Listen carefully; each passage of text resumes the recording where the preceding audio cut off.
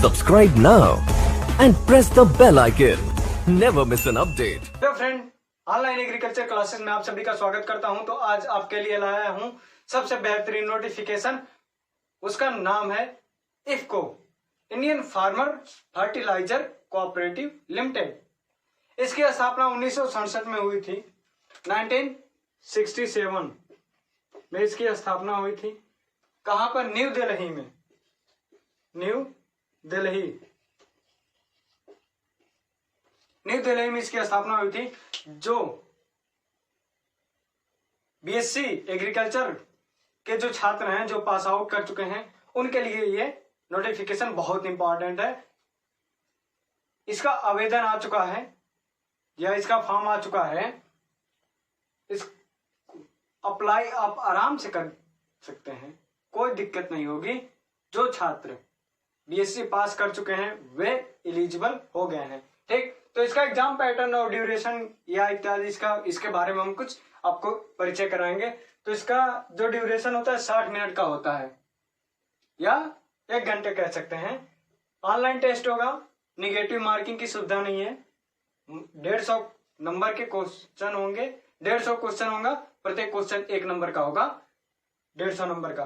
फिर आपकी बात करते हैं प्रीवियस ईयर का जो कट ऑफ था, वो जनरल का 120 से 125 कट ऑफ गया था।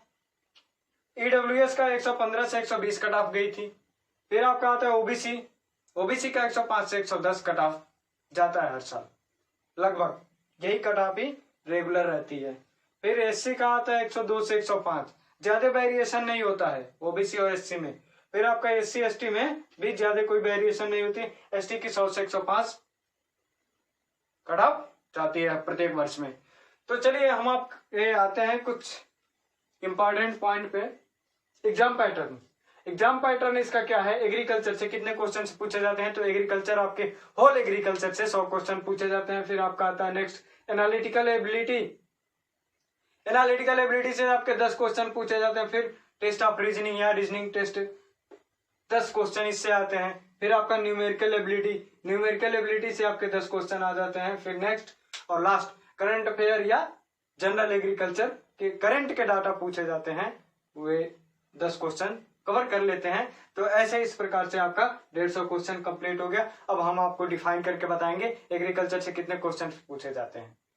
वीडियो को अंत तक देखिए तथा अपने मित्रों के साथ जरूर शेयर कीजिए जो बीएससी पास आउट हो चुके हैं इफको के बारे में, उनको भी जानकारी हासिल हो जाए। ठीक, एग्रीकल्चर से क्या क्या आपका पूछा जाता है? तो फर्स्ट ऑफ ऑल इरिगेशन पूछा जाता है तथा वाटर रिसोर्सेस डेवलपमेंट पूछी जाती है।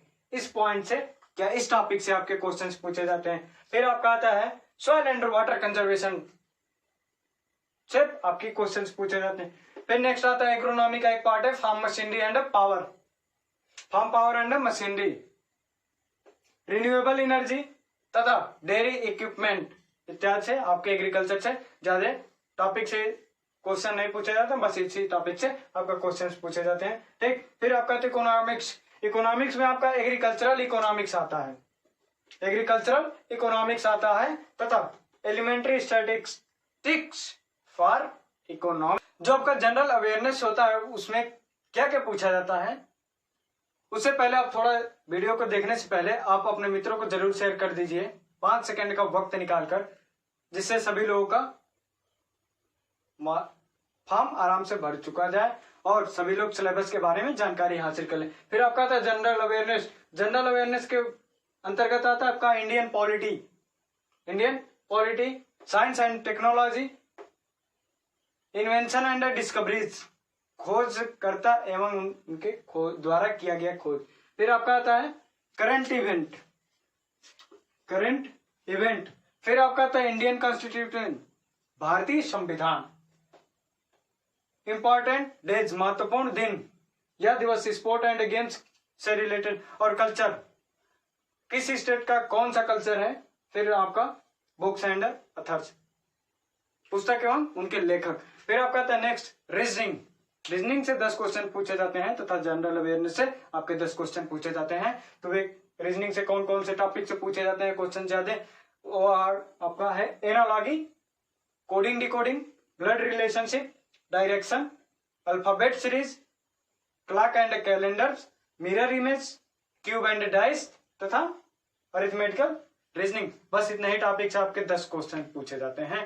ठीक, न्यूमेरिकल एबिलिटी से आपका 10 क्वेश्चन जो पूछा जाता है वो किस किस टॉपिक से पूछा जाता है? तो सर्वप्रथम है डाटा इंटरप्रिटेशन एंड एस प्रॉब्लम। फिर now next boats and streams, number system, time and distance, time and work and simple interest, साधारण ब्याज तथा चक्रवृद्धि ब्याज, simple interest and compound interest. फिर ratio and proportion, LCM and HCF, profit and loss. ये आपके questions आपके finish हो गए, 150 क्वेश्चंस। अब इफ्को की तैयारी के लिए महत्वपूर्ण पुस्तकें जो हैं वो हम आपको बता दे रहे हैं। आप मार्केट से परचेज कर लीजिएगा या टेलीग्राम चैनल पर हमारे कुछ बुक्स की पीडीएफ में प्राप्त हो जाएगी। आपको परेशान होने की जरूरत नहीं है। आप हमसे डिस्क्रिप्शन बॉक्स में लिंक दिया हुआ है व्हाट्सएप ग्रुप का या टेलीग्राम ग्रुप का, दोनों में से कोई भी आप ज्वाइन करके आसानी से पा सकते हैं। सर्वप्रथम आपकी एक बुक है, एक competitive book of agriculture written by Nemraj Sunda. आप मार्केट में नेमराज सुंडा के नाम से मिल जाएगी आसानी से। दुकान पर जाएंगे तो नेमराज सुंडा के नाम से बोल देंगे तो वो बुक आपको मिल जाएंगी। ये हिंदी और इंग्लिश दोनों मीडियम में आती है। ये बुक की, इस बुक की इंग्लिश मीडियम की पीडीएफ हमारे पास अवेलेबल है और at a glance R K. Sharma वाली जो बुक है इसकी भी पीडीएफ हमारे पास अवेलेबल है। दोनों पीडीएफ आपको मिल जाएंगी, मार्केट से परचेज करने की जरूरत नहीं है। ठीक, फिर आपका quantitative aptitude R S. Agarwal, written by R S. Agarwal. और एक और है कॉम्पिटेटिव रीजनिंग, अरिहंत की एक बुक आती है कॉम्पिटेटिव रीजनिंग, ऑरेंज कलर का होता है। फिर आपका था question bank on agriculture for competitive, Neeraj Pratap Singh. ये भी बुक बहुत बेस्ट है कॉम्पिटेटिव एग्जाम के लिए और ये तो लगभग कॉमन है, नेमराज सुंडा कॉमन है सभी एग्जाम्स के लिए।